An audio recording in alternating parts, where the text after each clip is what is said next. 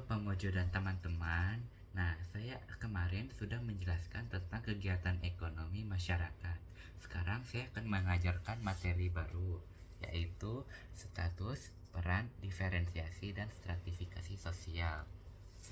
Sebelum saya menjelaskan tentang materi ini, bolehkan saya untuk memperkenalkan diri. Perkenalkan, nama saya Davin Stefan Julian, seri kelas 7A, nomor absen 10. Silahkan menikmati. Nah, berikut adalah poin-poin dari status, peran, diferensiasi, dan stratifikasi sosial atau materi dari yang akan kita pelajari. Yang pertama, kita memiliki status sosial. Yang kedua, kita memiliki kasta sosial. Yang ketiga, kita memiliki diferensiasi sosial. Dan yang terakhir, kita memiliki stratifikasi sosial serta sifatnya.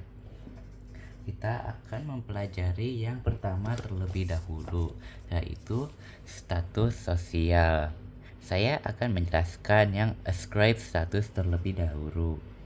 Nah, ascribe status ini artinya dia adalah status yang didapat dengan sendirinya secara otomatis. Nah, status ini biasanya diperoleh sejak lahir dan bersifat permanen sepanjang hidupnya. Misal, anak dari keluarga bangsawan dan dia pasti dapat memperoleh status bangsawan.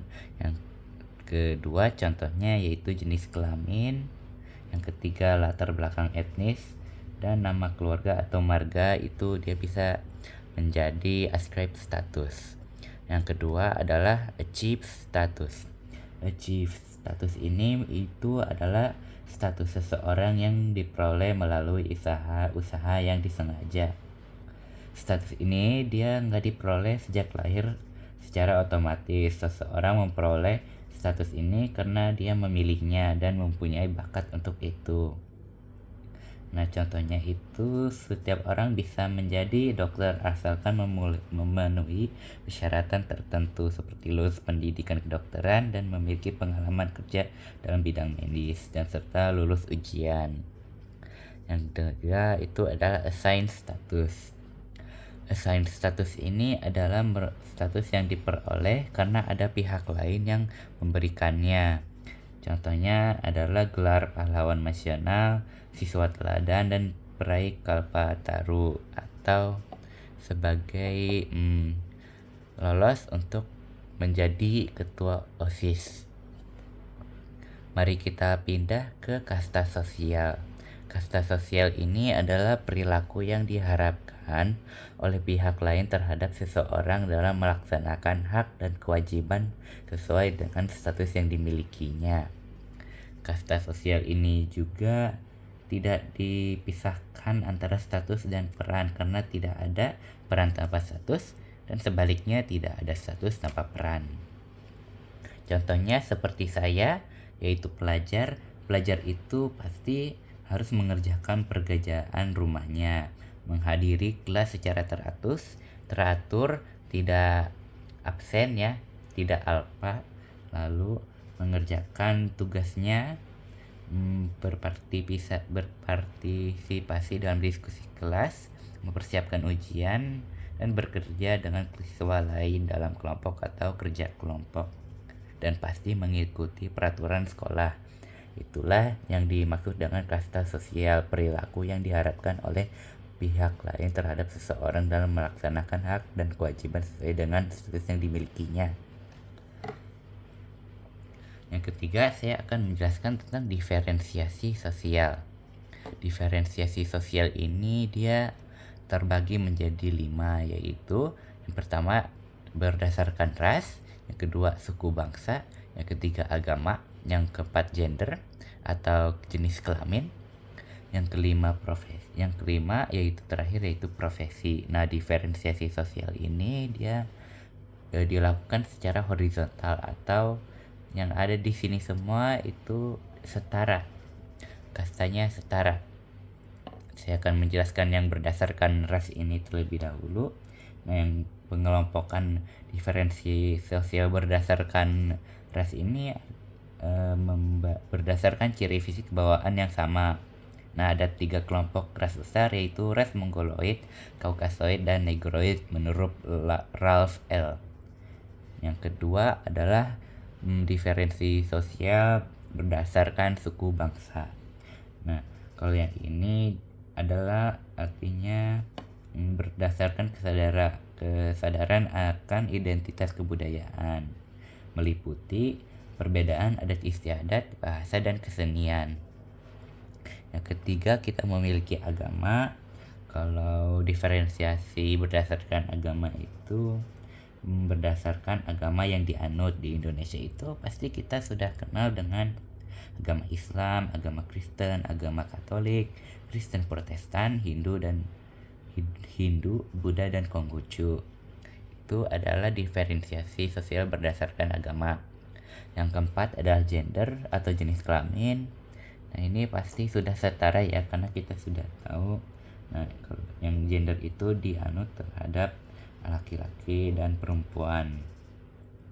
Yang terakhir adalah profesi. Diferensiasi sosial berdasarkan profesi itu didasarkan pada jenis pekerjaan atau profesinya. Contohnya adalah guru, dokter, pedagang, tentara, karyawan, dan buruh. Yang terakhir, kita memiliki stratifikasi sosial. Ini pada poin terakhir, serta saya akan menjelaskan sifatnya. Yang pertama adalah kekayaan.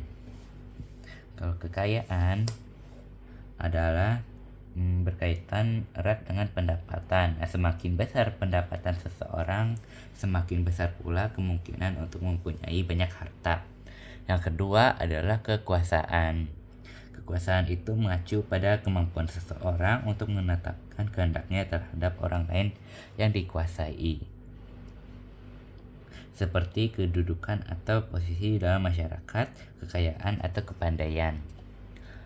Yang ketiga, yang terakhir adalah pendidikan. Pendidikan itu artinya menghargai ilmu pengetahuan atau pendidikan. Nah, orang yang memiliki keahlian atau pendidikan tinggi akan mendapatkan penghargaan lebih besar daripada yang tidak memiliki keahlian atau berpendidikan rendah. Yang pertama yang saya jelaskan tentang sifatnya itu adalah sifat yang tertutup. Sifat yang tertutup ini artinya anggota setiap strata sulit melakukan mobilitas vertikal, artinya dia ke sana, baik ke atas maupun ke bawah. Mobilitas hanya terbatas pada mobilitas horizontal. Oleh karena itu, stratifikasi sosial ini bersifat diskriminatif. Yang kedua adalah yang terbuka, sifatnya yang terbuka. Nah, dalam stratifikasi sosial terbuka berkemungkinan mobilitas sangat tinggi. Setiap anggota strata dapat berpindah strata sosial, baik secara vertikal maupun horizontal, meskipun harus melalui perjuangan. Yang terakhir adalah stratifikasi sosial campuran. Nah, ini adalah kombinasi antara stratifikasi sosial tertutup dan terbuka. Nah, saya juga akan menjelaskan apa sih artinya dari stratifikasi sosial. Nah, stratifikasi sosial itu adalah pembedaan atau pengelompokan masyarakat ke dalam lapisan-lapisan sosial secara bertingkat.